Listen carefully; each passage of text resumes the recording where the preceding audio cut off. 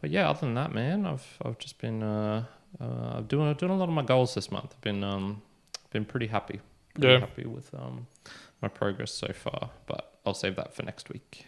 In any case. Yeah, mine have been like progressing in a good state. None that there was any that were like hard. There's two though, which are going to come down to the wire, which is going to be the running and the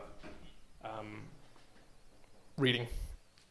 We've still got like 80 pages or something like that. You got to finish a book in Yeah, I've got like 80 pages in 5 days. Which look, I've got quite a bit of time the next couple of days, which is nice. It's doable. It's not too much. It's just what time I find to do that. But then the run one's going to be, well, what's the live numbers right now? So tell me your numbers. Give me your numbers. So I'm currently, and this is off slightly, but I've tweet this one out as well. I've got 23.3 kilometers total distance run over the last 4 weeks, but that's counting 1 2 kilometer run of September. So realistically, I'm at 21 kilometers. And I've got 4 kilometers left to do on the next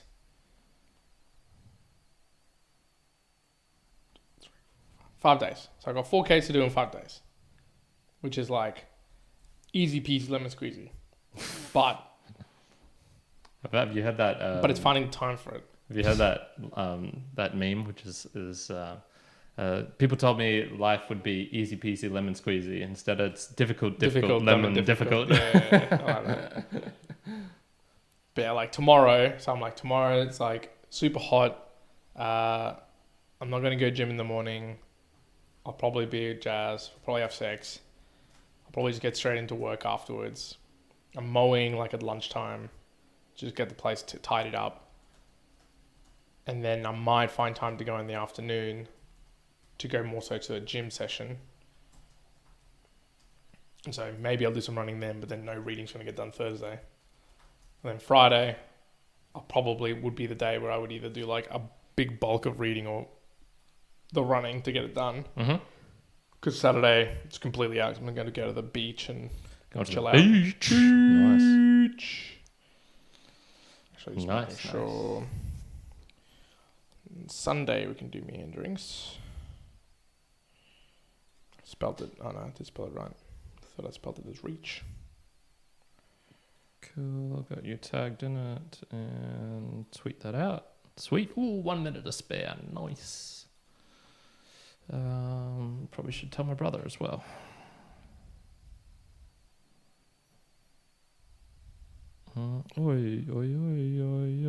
What's he been doing through like the weeks? Like say today or something like that? He's been fixing cars, like the old car of mine. One of the like headlights was out, so he went to a wrecker's and got a headlight and then replaced that. So he's cool. Been doing handy stuff. On the garage over here, he water blasted all the drains that were clogged up and stuff. Nice. So been doing stuff around. I think he's trying to get rid of all the weeds around his place as well, which is an immense task. I do not envy him that.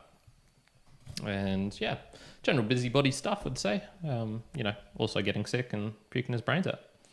Yeah, I would have been loving that. Check out this. What? Did you not see the screen flickering and going crazy? Yes, I did kind of see it. Yeah. I wasn't sure what I was looking at. Yeah, okay. All right, 7 p.m, man. I'll run this one. So let me just turn all that down so it's not too loud. See if anyone's in the chat. No one's in the chat. Oh, we've been struggling a bit recently, man. Have to think of some ways to fix that. Mum does send her apologies as well. She can't join us today. She's dancing. Oh, wow. Stepping. That's a pretty good excuse. All right, here we go. I'll turn this up on the computer.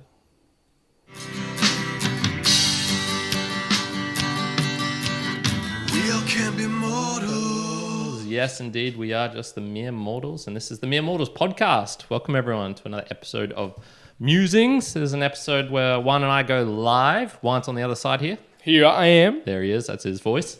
And yes, we go live on a Wednesday, 7 p.m. Australian Eastern Standard Time, and do this on YouTube. So if you feel like joining in and getting early access to this, always encourage doing that. Or also just engaging in the actual conversation as well. Yes, of course, which is we really do enjoy that. The little bit of housekeeping before we get into today's topic. I'm going to start releasing episodes of everything in the evening now, our evening instead of the mornings now. Okay, change up. Yeah, I just want to change it up. One, for just the experiment of doing that, and then two, it kind of makes sense if I'm saying in the future, it's released on Friday. Well, it's released technically here on Friday. In New Zealand, it'll just be on Friday evening, and then for the rest of the world, Thursday. No, it'll still be on Friday because we're releasing it here in the. Have I got that mixed up? You got that mixed up. Fuck, yes, damn. but no, sort of right. No, if you're releasing here Friday 5 a.m. in Los Angeles, it's the day before. It's Thursday afternoon. New Zealand's a little bit forward in time in Friday. But if you're moving it to Friday 5 p.m., then it's LA. It'll be there Friday. Right? It'll be there Friday. Yeah. So, Exactly. Yeah, so, you were saying it wrong, but you were doing the right thing for it. Okay, good. Okay. All right. Apologies then for confusing anyone, especially myself. So that was the main bit of housekeeping. Good. So just the time will change roughly. It'll be now 12 hours, 14 hours later than you're normally. The other reason for that is I've noticed this happen a lot with Buzzsprout, which is the episode will be released pretty consistently, goes out to Spotify and Apple, and the new Podping system, which is technically better, cheaper, faster, and whatnot. It still has growing pains, and so sometimes I have to manually go into it, change a single letter in a word to update the episode, and then bang, it gets shot out. So later that's a little bit easier for me because I'm not awake at 5 a.m. Whereas in the evening I can usually check that and be like, all right, I'll fix that straight away. Okay. So there we go. There's a little bit of housekeeping. You got any housekeeping that No? All right, sweet. So we'll go into today's main topic, which is character. I was the one who chose this, and where did it came from? It came from a couple of things. One was just we've done quite a few episodes recently about kind of like life philosophies and ethics and what won't we do, that sort of stuff. And I just thought it was in the general ballpark of that, so I had some ideas related to that. And then there was one in particular thing, a note that I'll bring up closer to the end, that Nastia had talked about, and so it fit in with this topic. So that was also what triggered it for me. So hang around for that if you're wanting to know exactly what triggered it. Did you do anything related to the definition of it? I hadn't particularly thought about the actual definition. I thought this was... No, I didn't look up anything definition-wise. I thought we could probably play around with this because it could be... There was, when I typed in like characters, just to give an example of what are some of those characters. It was, there was versions of character, personality, sometimes passion. It was a bit of a mixed bag. But I thought we kind of get the broad stroke of what we're talking about when we're talking about character, I guess.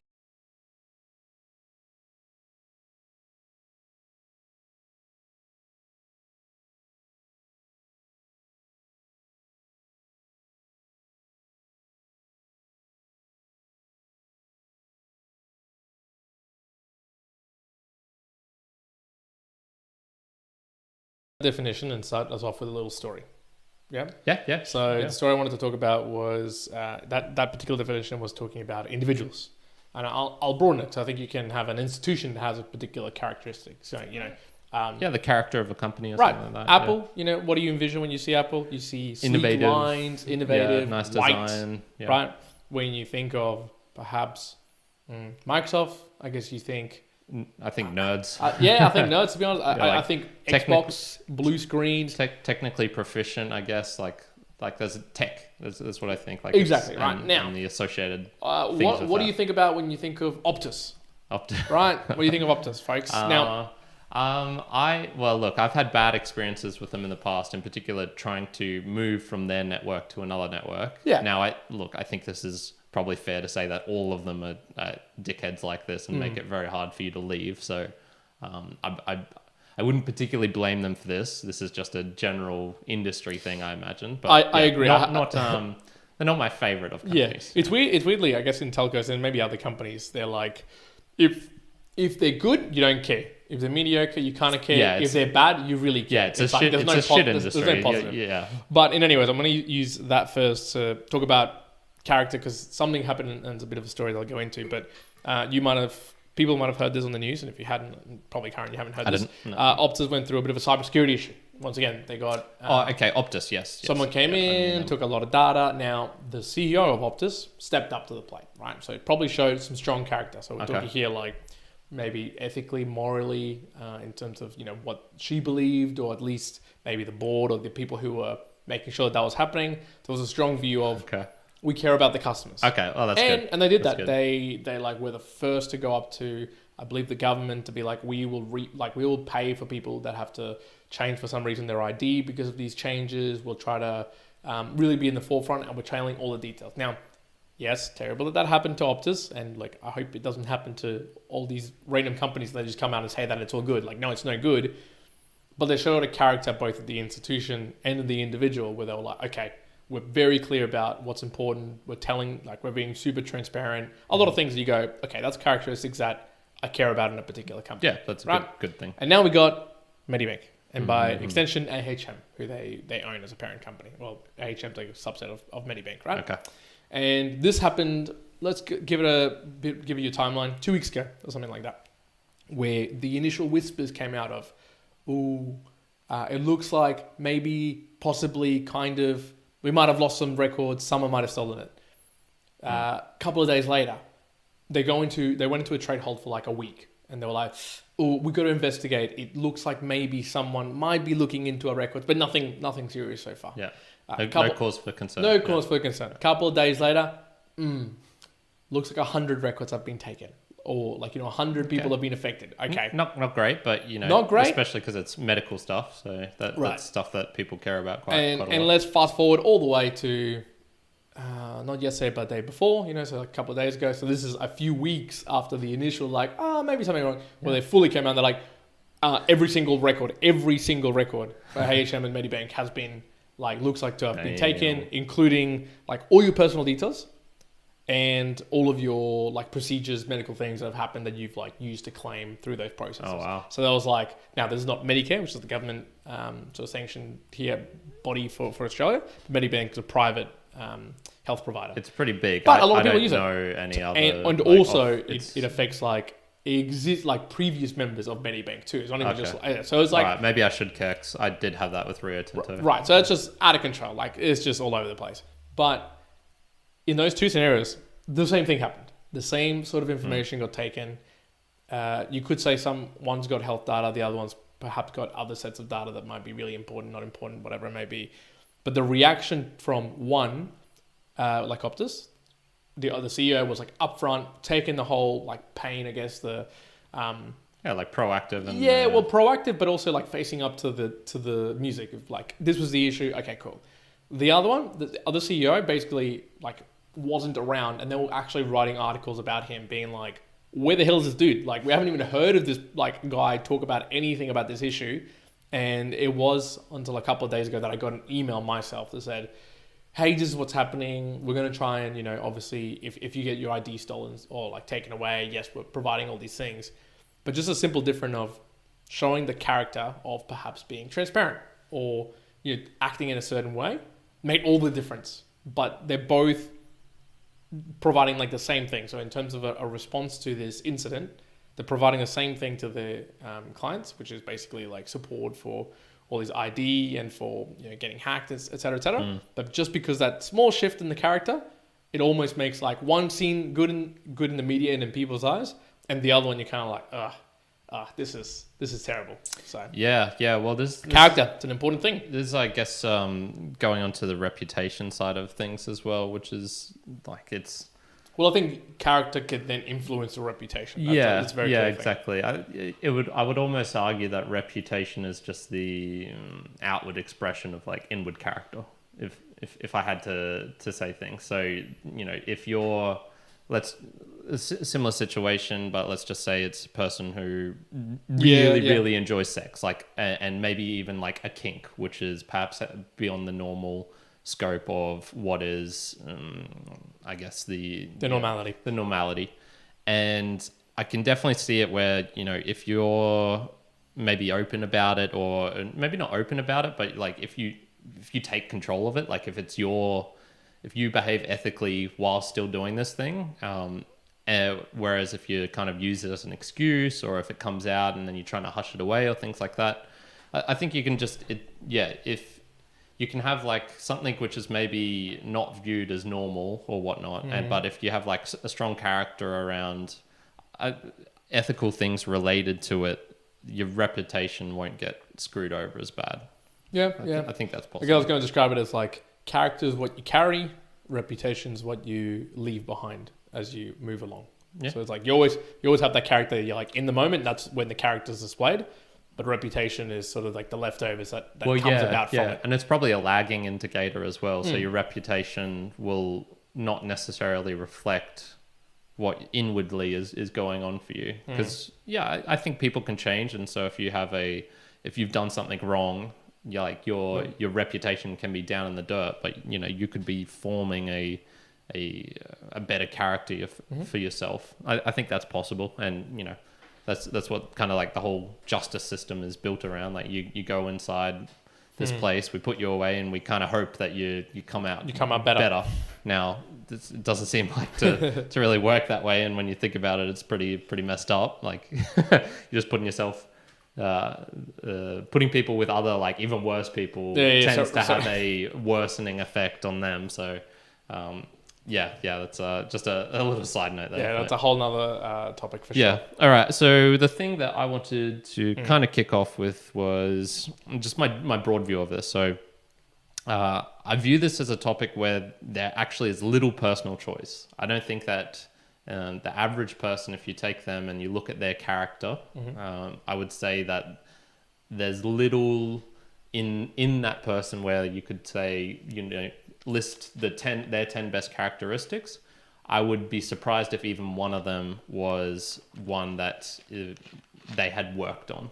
So I've kind of written it down as it's more a reflection of innate things that you're already good at, which is why everyone thinks they're a good person. So this is like you're kind of just projecting what's already within, and saying like, of these series of characteristics that are societally viewed as a good thing, you just kind of pick the ones which you're naturally inclined towards, and therefore I'm a good person. And I'd put myself in this camp for sure. So just examples of this would probably be, if you're an extrovert, you probably value things more like courage. So you're more confrontational. So like you're showing courage in certain situations, or really direct truth telling, or confidence, or things like that. If you're an introvert, maybe you'd value things like patience or stillness, like we talked about the previous week. Maybe even wisdom, which is kind of related to introspection and deeper thought. And then both could maybe be things like loyalty or fortitude or consistency, things like that. So that's I guess what I would kind of put down as. And apparently our live stream is lagging as well. It's not laggy, is it? That's right. Well, not a whole lot I can do about that. Well, it's probably YouTube's fault, Google's fault. Blame it on their character. Still says it's going, so that's right. We'll power on. If it's a little bit laggy, unfortunately, it might actually be the internet as well. That could be the cause. So apologies to those watching live, but we carry on. Is what it is. My question actually was going to be a little bit surrounding that around character, but really, can you change it? Oh yeah, can you shift it? I wrote this one down as well. Can you change this? Because I'll that was the first thing I started wanting to search. So I was like, okay, I have heard a lot about people shifting the character. I've talked with other people who have said to me, hey, character can't change. You can't change your character no matter what you do. That's just can't change.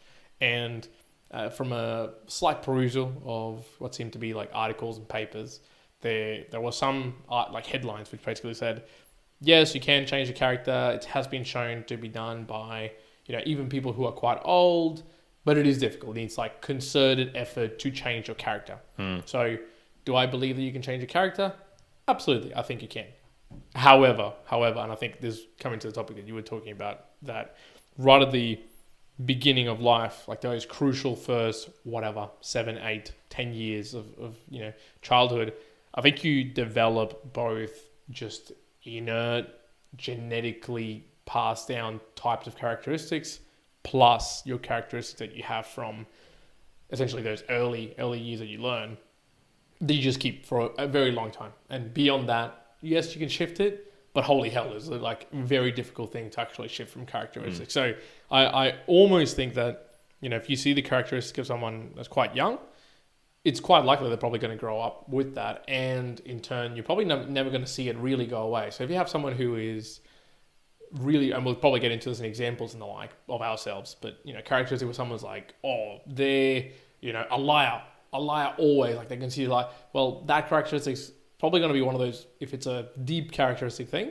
probably a hard thing to ever go away. And you'll probably always see it there. It'll have to be like continued effort for the rest of their life. Yeah, I agree. To like maintain it. Similarly, 100%. If you have someone who's, the characters to be courageous to the extreme, like too extreme, it's one of those that, you can probably pull it back. But again, it's continuously working to pull it back. Not one of those that you just shift to not being courageous all of a sudden. I just don't think you can make that change or it be sustained forever. Yeah, anecdotal, but my experiments with trying to fix things related to myself has been exactly along this line.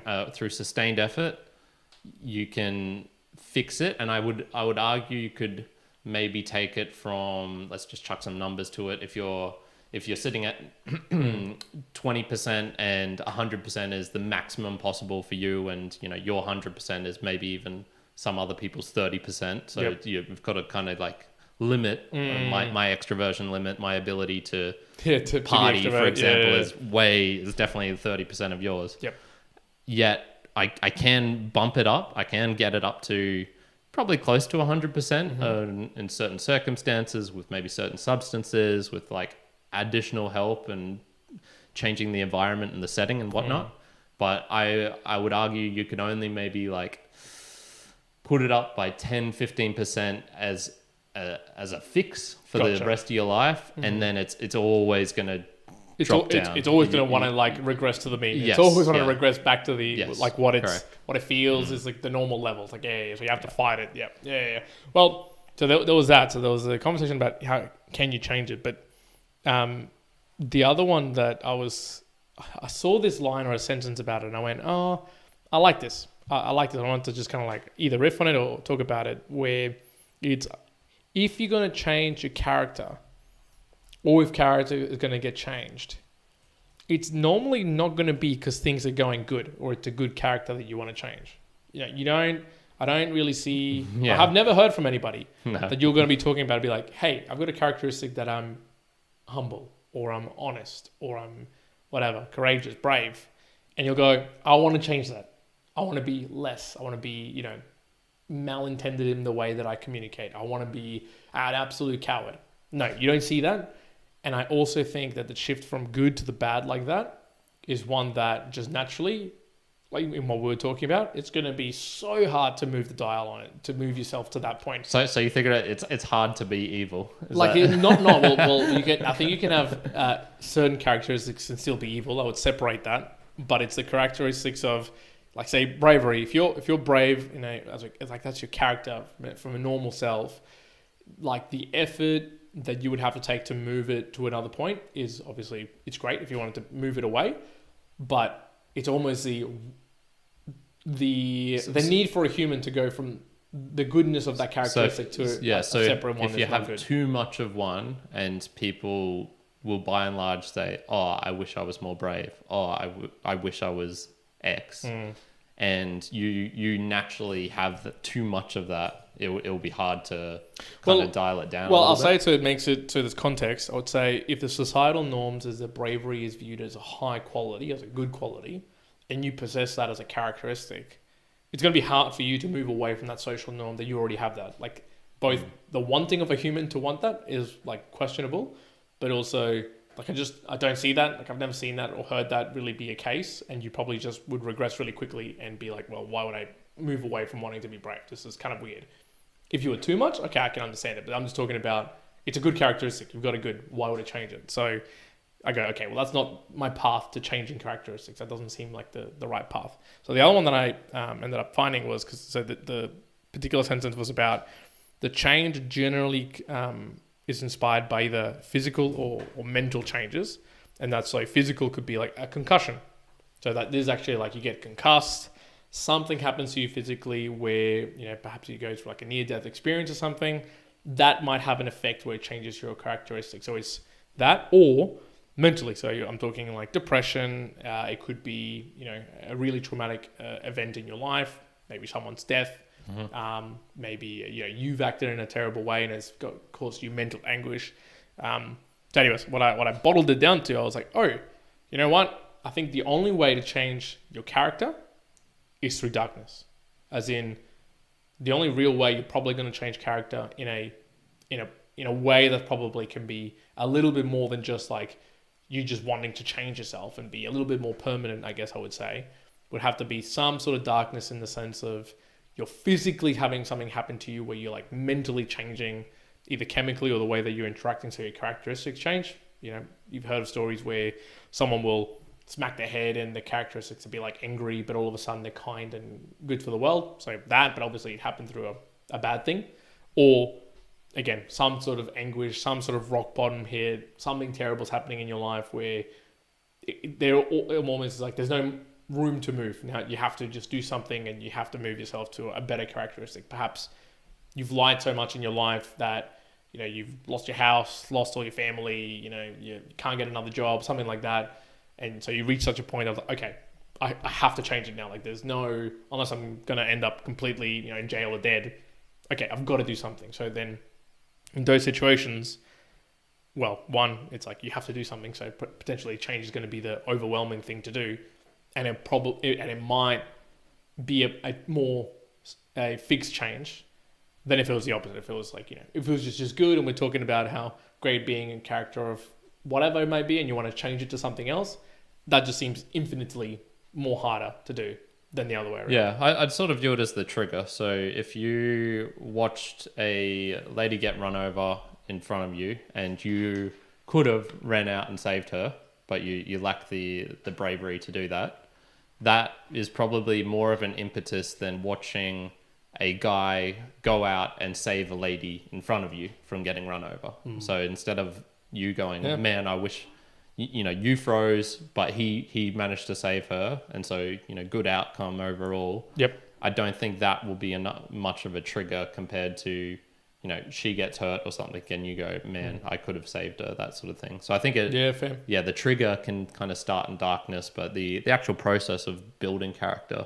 I think can be not necessarily need that negative energy to it. Yeah, it's a good point actually. It doesn't have to be a grind, and it can be, I'm going to start cleaning up the park that I go to or something like that. And you just continue to do that day after day and kind of reinforce it. And maybe you get some positive reinforcement and it's actually like, oh, okay, I love this now. This is such a good thing. Yep. I'm helping my community, I'm being selfless, that sort of thing. So yeah. There's I got a couple of things, but let's jump into some boosts and Boostagram Lounge. There's been a little bit going on in the chat. We had West Side Baby, so this is my brother who's full of character and but not full of food. Not full of food because he can't eat anymore. Food poisoning has damaged him. So he'll need to develop some character to learn how to eat again. Correct. And then Mr. Joey Broadshoulders, who's saying Liam F is 29 and still believes in the Tooth Fairy. That's childlike innocence right there. That's some good character. Yeah. That is very true. But yeah, they're just chatting to each other in there, so we don't need to get into that. No worries. Boostagram Lounge one. Boostagram Lounge. All right, so we got two. We got two Boostagrams, which I believe it's the same as last week that we went through, perhaps. In any case, we have now how do I say this? HRIN Oz.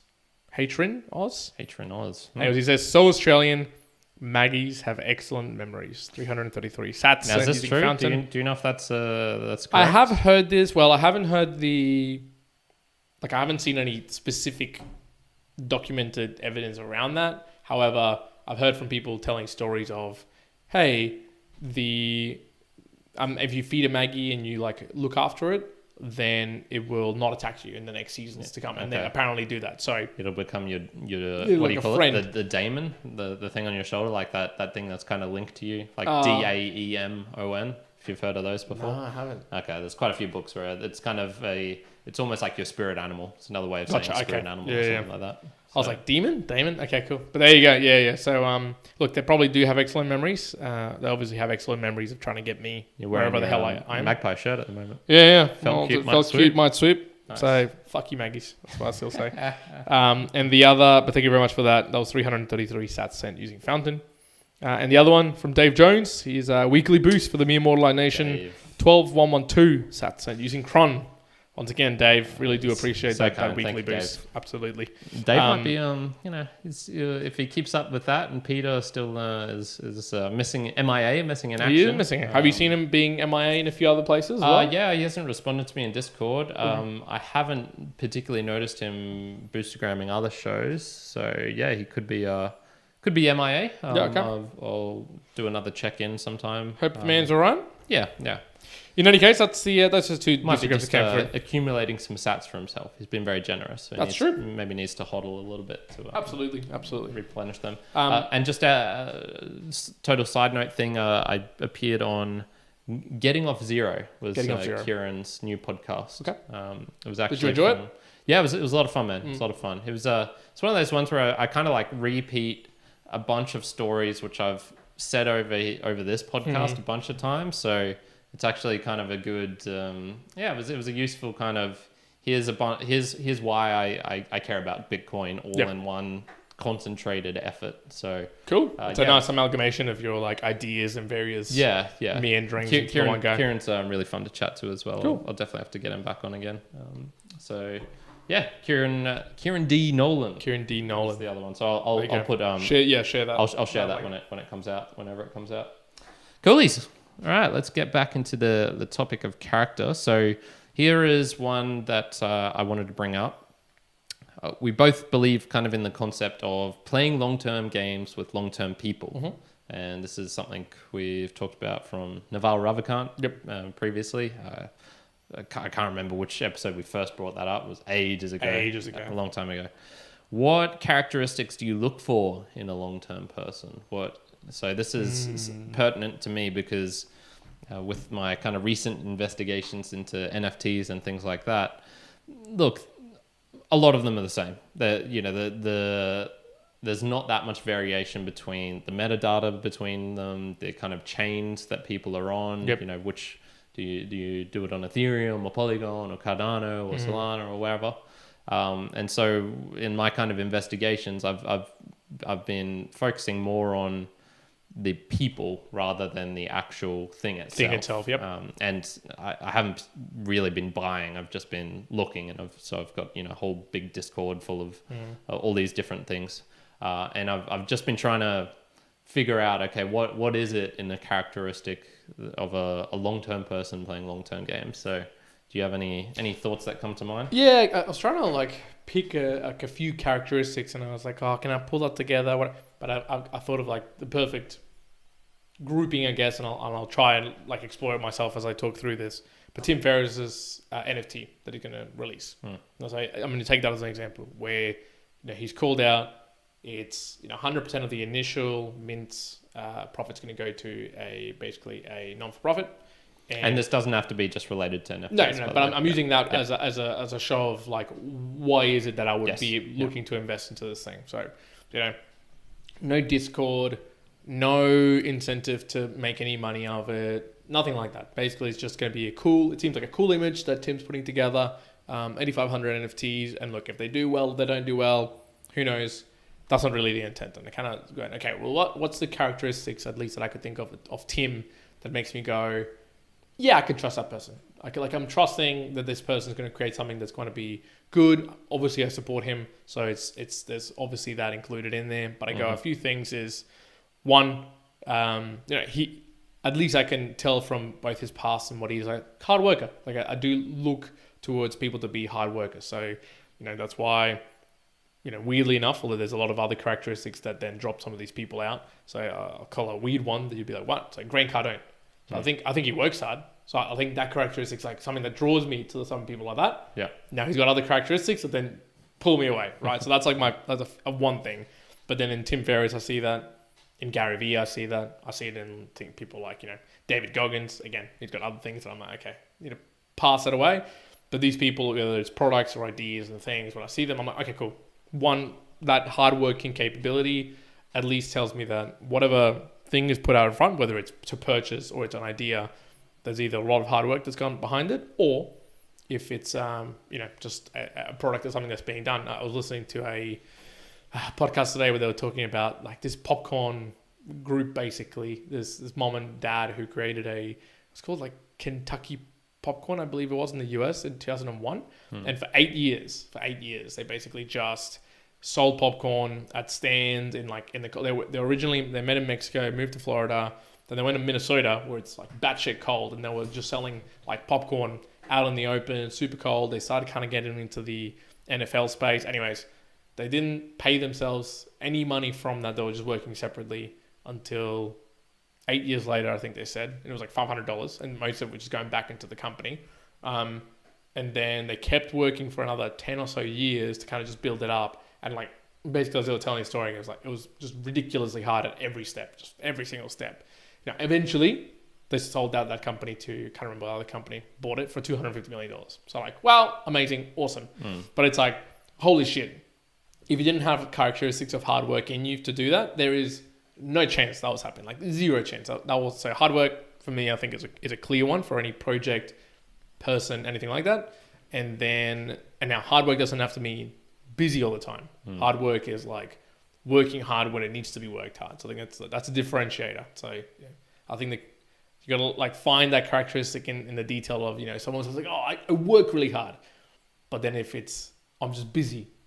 I'm like, I just do lots of things, but the hard work isn't like effective hard work, then probably separates that a little bit. But then the other one to me is, I guess, a transparency. So I think more and more, I would probably say the transparency aspect of things supports either projects or the people that I interact. So again, I see that with Tim Ferriss. He, for a long time in a lot of his podcasts, he's been very open, and he just become more and more and more open and sharing, things that are from both his past, his experiences, the way he basically tells people no, or that he can't do certain things, and the way he interacts. I'm like, that's a great level of transparency, and like, not I won't say truthness, because I can't say exactly whether it's all truth or not, but I guess his ability to seem transparent is a good characteristic. And again, other people, I see that in like Gary Vee. He doesn't overshare in a lot of things, but in many a thing, he's very clear, like, hey, like, I'm building this project for 40 years. Like, I'm not really building it for 6 months. I'm not doing a year. And yes, he can't share things that are IP specific because he's working with other companies and the like, but he's making like no qualms in telling people like, hey, like he called it like 8 months ago, hey, the market's going to go down because this is what happens with markets and contraction. Like, that's going to happen. I don't really care for my projects. I'm looking at it from a very long distance. Awesome. Like, that to me is very clear transparency into the idea, what's going on behind the play. You're obviously not telling you everything, because it's just dumb from many different reasons, but the transparency where it matters. So I think I'll stick with those two, at least for now. Okay. Those two characteristics are key things at the moment for me, whether it's project or people in general. Yep. Yeah. Yeah, see, for me, it's funny. When I think of those, hard work, for example, I like things around it, but not that one per se. Mm-hmm. So I'd kind of look at it as, what would allow hard work to work well? Well, then I would say you'd probably need concentration. So you can be doing hard work, but you can work hard on 50 different things, and they can all just be kind of half-assed in a way. And so it's funny how I think the things that we like are kind of adjacent and complement each other, but it's just, I'll pick this one over your one, for example. Yep. So yeah, for me, kind of the concentration. So whether it be on something I understand or don't understand, it doesn't really matter, just as long as I can see the the concentrated probably commitment to it as well. Yep. And also I kind of try and look for those behind the scenes things which show that they care. So this is where it's kind of pertinent to get into the nitty gritty details and look at, not everyone's going to be producing everything all the time for easily consumption. But if you looked at enough of our ones, you would see I pretty regularly put in handstand videos. Yep. It's probably once every 2 weeks, 3 weeks, maybe. There's an opportunity where I talk about it, and so I'll just chuck on a vid. So you won't see this in my day-to-day life if you're just watching or listening from the other side of the world. And the only people who can really see it are the people I meet every day at the park. Who are just like, oh, you're here again. Oh, you were here when it was raining. I saw that because I drove past your car whilst it was raining. Yeah. So that, and that, like, I literally got what that kind of compliment today. And so I sort of, look for the kind of telltale signs that there's work being done which isn't in that front facing. Yeah, good point. Look at this major announcement sort of thing. It's the kind of behind the scenes that they're doing it, even if it's the kind of uncool, not flashy thing. That sort of detail. What's that saying? It's like it's the work in the work in the dark that allows the work to shine in the light. Yeah, okay, that's nice. Yeah, I'm not good with Juan getting poetic here. Juan's getting poetic. Poetic quotes like that, yeah. Poetic. They're poetic. Exactly. That's a good character.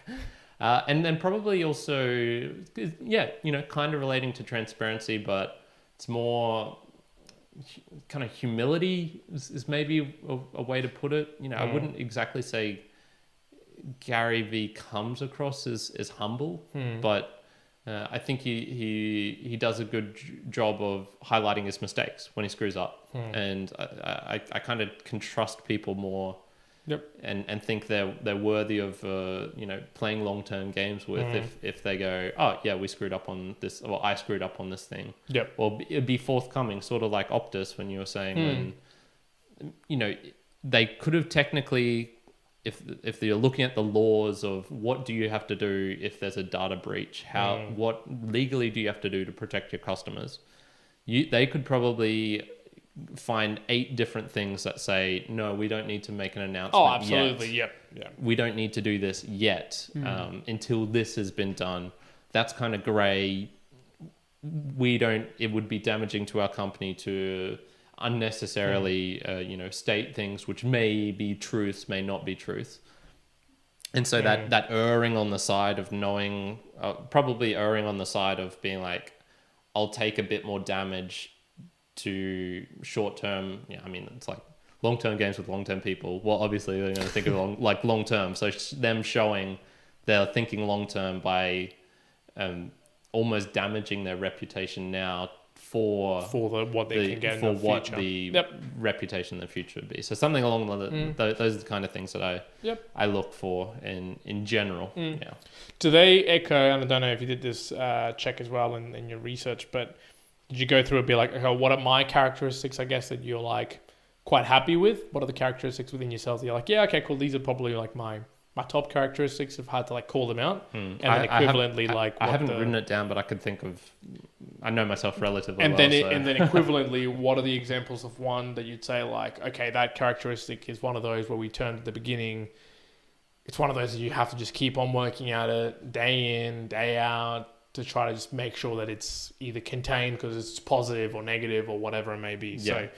So because weirdly, as I was saying some of those things about like Tim and Gary and sometimes Grant in some scenarios. Have you listened to Kanye's formerly known as Kanye Ye really? West's conversation with? Didn't even know he'd changed. Yes, that. He changed it formally to Ye with Lex Friedman. I actually just went and looked at the comments. I didn't even want to listen to the thing. That is one of the most out of control podcasts I've ever listened to. I listened to it at 1.8 speed, so I was like, okay, there's a certain level of... That doesn't help. There's a certain level of like wasting my time here type of deal. Yes, agreed. And I got to about more than halfway through, right? And I went, okay, there's a lot of things here that Ye is saying, which I go, there's grains of truth. There's little grains of truth in here. But the way that he's coming across with the entire story and the anti-Semitism around a lot of things, I was like, man, this dude is digging a hole into himself, hardcore. But you could see very clearly whatever issue that Yi has, there was lies upon contradictions, upon lies, upon contradictions, which Lex was like, there's literally no way I could have done that interview. Like, there's no way. The way that Lex handled it was like brilliant. I guess I'll probably share with you just details afterwards, just to share about that. Yeah. But the key thing that I was like in all that conversation, I went, wow, it's so apparent with some of the lies and congregations that's going on with even the way these telling stories, it's just all falling apart in like what he believes, what other people are trying to tell him, and that almost it became like super apparent. But I was like, oh, I can see how like even me with like some of my characteristics of just like jokingly lying or wanting to lie could produce problems in like long-term conversations that happen in like certain, different time sets when I'm talking to different people. And I guess it reminded me of being like, okay, that's one of those characteristics for me that I go, that's a challenge for me, where I go, okay, I know I've got that characteristic and it's not always the most terrible one, but it's definitely one of the hardest ones for me to try to do something about. So again, it's sort of like consistent effort to try to move it slightly to a better position in the graph or in the spectrum. And the other one is humbleness. So I think definitely that's another one characteristic where, people will say like, oh, that person's pretty naturally humble. He's got like, I don't have that. There's no way, folks, I'm naturally humble. That doesn't exist. But over time, I think I've become much better at the conversation of, I guess, not needing to put myself out for the sake of putting myself out, which used to be very much what would happen. And and I don't know what it was. It probably was something more to do of like, hey, someone tell me that it was pretty good sort of thing. So it feels like I'm like, yeah, because I'm doing this and I'm just going to wreck everyone. And look, the reality is maybe I am, right? So, when we're talking with people at work the other day, they were like, Bruce, I'll call him out because he sometimes listens to this. He's like, oh, I had to wake up at 5 a.m. and I went to the gym last night. You'd be proud of me, Juan. And, in me, I've got to be like, yeah, I've woken up at before 4 a.m. every single day for like the last couple of weeks and gymming every single day for like 2 hours. And it's like, okay. But do you need to say that, Juan? Probably not. Yeah. But it's like that bit of me that I'm like, no, I'm going to say it. So, that's always a hard thing with me. So keep in mind, so I want to know you like which ones you struggle with and which ones like your top ones, like, at least you'd call it. But then on the opposite side for me, the ones that I go like, okay, I like my characteristics in this regard is self-confidence and hard work. And they kind of go hand in hand, to be honest. But I just have never, at least from my characteristic, that seems to be, like imbued things within me, within self-confidence or, having to do hard work when it comes to doing hard work. Like, can I relax and chill out? Absolutely. Yeah, of course. But when it comes to like hard working, it's like, if I need to, I will easily turn up the heat and be able to work hard. Like there's not a day in my life that I've ever had that I've been like, oh, I couldn't work hard if I needed to. It's like, if it's there in reserves. I guess it's more how I apply it type of deal. So, yeah. What about you? Yeah. So I want to bring up one, which I'd say about you, which maybe you wouldn't think of from the outside, which is proactive. Of all of the problems that you've had over these last 3 years that we've been doing the podcast, I don't think really any of them have been from you seeing a problem and then not doing anything about it. It's either stuff that's just come up or it's been things where it's kind of like blindsided you in a way. But there was never one which was a niggling problem which just got continually worse and worse until it became, now I have to talk about it on the podcast or something. Gotcha. So I would say you're probably good at the kind of proactivity. Maybe there's another way of a synonym to that, which is maybe a bit more in the character realm. But that's something. Good follow-up. And then Joey in the chat's laughing when you were saying, no, I will tell you I woke up early when you worked out for 2 hours. So for me,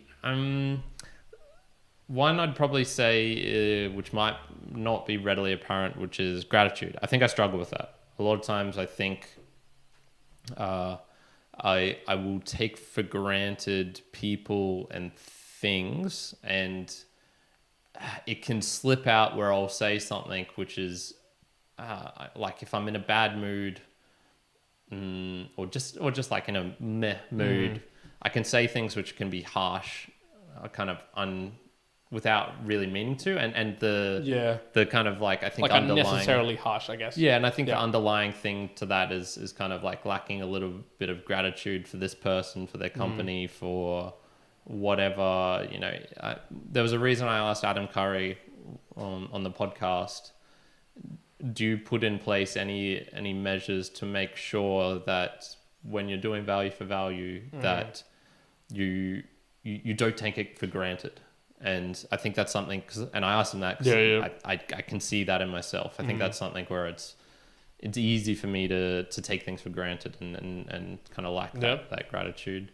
I mean, other stuff is just I've talked about too much, probably a bit too neurotic, think a bit too much, maybe not proactive is probably not the right way, but it's like not spontaneous in a way. Like the spontaneity is definitely something I struggle with. I don't know. What do you, if you had to put like a negative character, you think that I lack the most? What would you put on it?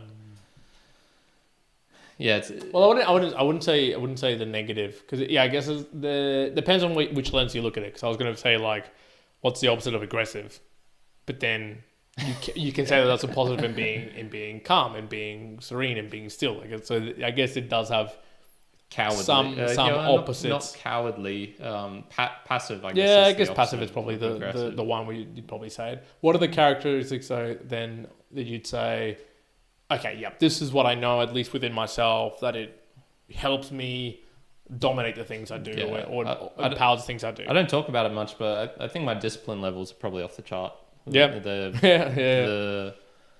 That's the one that people call out to me over the years. Yep. And that's the one that's gotten me any sort of praise or accolade. It's always been, you got the player of the year, club player of the year trophy in Mackay when I was 25, and that was because I didn't advertise it, but people saw me going down to the park every weekend and days off on Fridays when I didn't have to train, just to train, because I was not good enough and I wanted to be better, because I'd had some years off.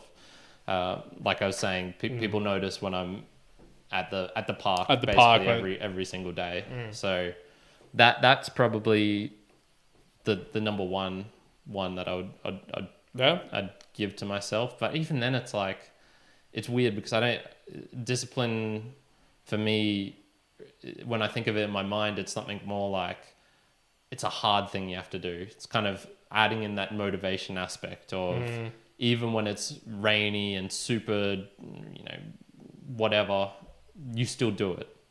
And I still do it, but it just doesn't feel hard anymore. It's almost like the routine aspect, like the neurotic OCD type things in me. I don't have OCD, but there's portions of that in me. It's almost like that just overrides the habit forming, which spills into discipline. So I don't need to do hard things. It's just they get done. It just gets done anyways. Okay. Something like that would be something like that. Yeah, that's a good call out. Other good things. I don't know. I haven't. Once again, it's like the problem for me is like humble. I'm definitely humble. I don't usually talk about my things, and it gets into that over humility where it's kind of sapping into the confidence, where it's not good call out. not able to take a compliment. I talked about this with Alexander on that chat that I had with him, and then this spills out into, what are some good characteristics of you? Well, I don't fucking know. Like, if I do know them, I'm gonna downplay them anyway, or think like it won't be. You really need. It's more like you kind of need. I'd probably say this if you're listening to this and you go, I wonder if I've got characteristics that I need to like inspect or that I want to know. Okay, that's like my strong characters. Maybe it's worth asking them of like your best friends, asking the people who know you, as opposed to your own, and then maybe like reflect on that and see if it rings true. I think you, especially with some of the good stuff, you're likely to not bring them up as much if you're that type of person. But maybe maybe you're neurotic and you will bring them up. You're like, well, this character, I'm phenomenal. Then I'd say probably get someone else to like review that and be like, okay, what's the opposite view of that? That's neuroticism tinged with narcissism there. A little bit of both.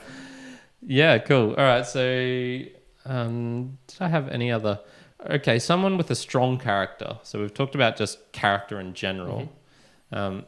If you say someone has a strong character, for me that usually means they kind of have set boundaries and are really rigid with them. So they will not waver when pushed under these extreme circumstances. When they, their commitment to honesty will rise above their aversion of pain and of embarrassment. Their willingness to sacrifice will overcome even, when it gets into ridiculous levels of you've basically got no home and you're still giving off the clothes on your back to other people, that sort of thing. Yep. So when someone has strong character, that's kind of what I imagine. They're really, really rigid with their definitions of what they follow and what they practice in life.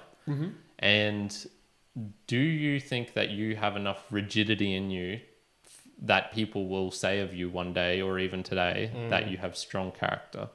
Because for me, when I think about my general kind of fence-sitting approach, my hesitancy to go all in on things, because I tend to see that leading to more negatives, maximalism of religious fanaticism, fundamentalism. I generally just see the bad stuff that comes from that.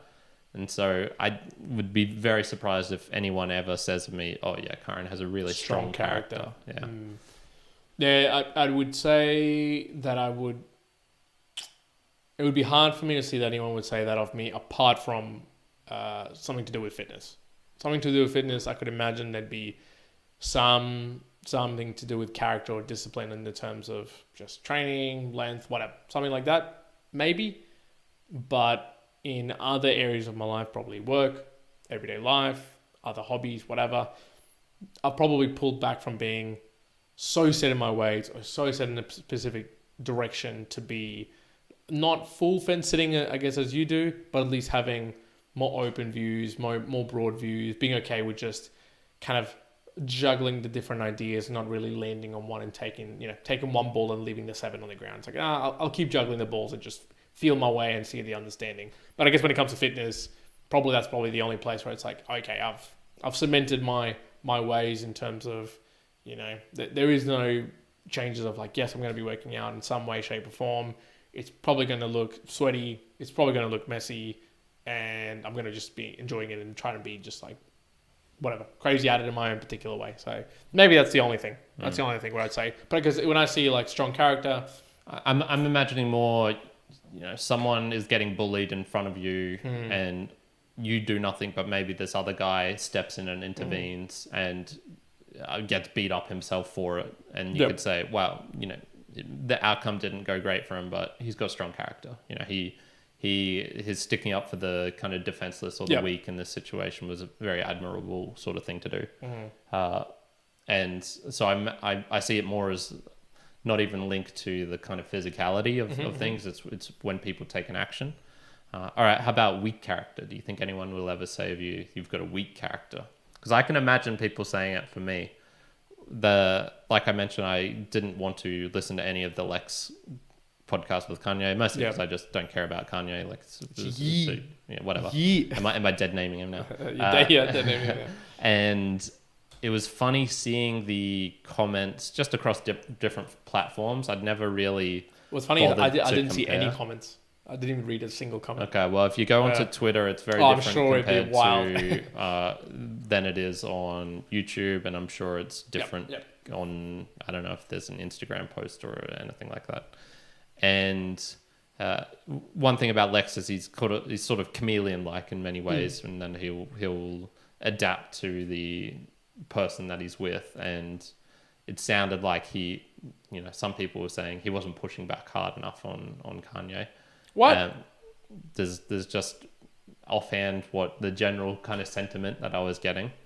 Wrong. And I'll call that out. So I don't think.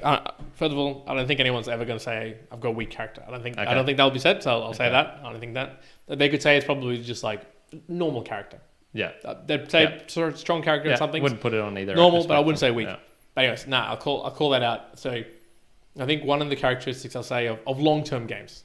Let's call it. I think characteristic that if you're not, I guess, ready to like have your own medicine that you're, spouting, or if you're not capable of as a character be able to be open to different ideas and open conversations, then for me, if I didn't see that in a character, I'd be like, okay, that to me is a challenge. If it would be like from a partnership, friendship, business sort of networking, whatever it may be, that would be like a characteristic that would pull me away. So like when you say something like that, I would just really want to understand, is it like this person listened to this and is making that comment?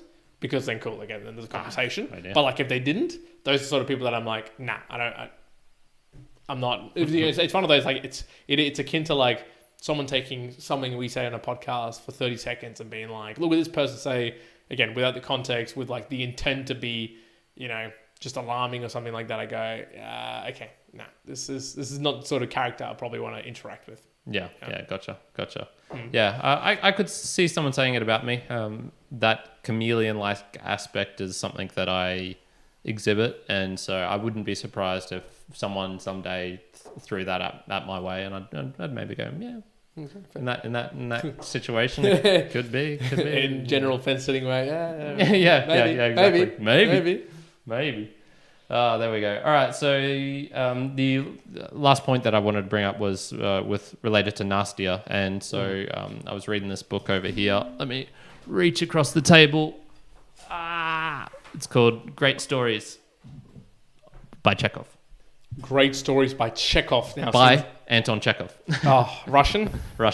And so Anton Chekhov. One of the main things that I took from this book was, it's classic Russian. It's suffering. Classic Russian. There's lots of suffering. There's always Russian, dude. I swear your characteristic if you're Russian is like suffering on some regard. So Nastia, who comments a lot on the book reviews channel, and kind of got an online friendship with, she was saying, this kind of coldness is part of the Russian character. This lack of immediate friendship. Hey, how you going? You notice in the book that there's politeness, but it's cold politeness. It's dear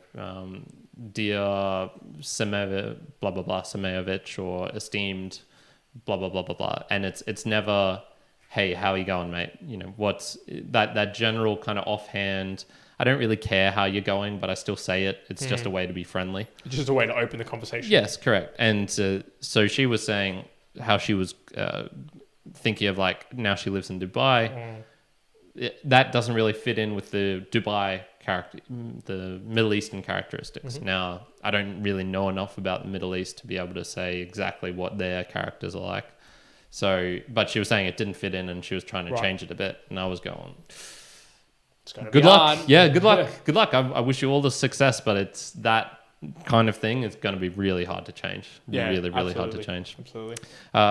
Cool. All right. So just to finish off on the chat here, Joe was saying a part of my own character dislike is my egregiously high level of natural sporting talent, which has seen me dominate local Logan tennis courts my entire lifetime. Like Kyron, I also believe I am humble too.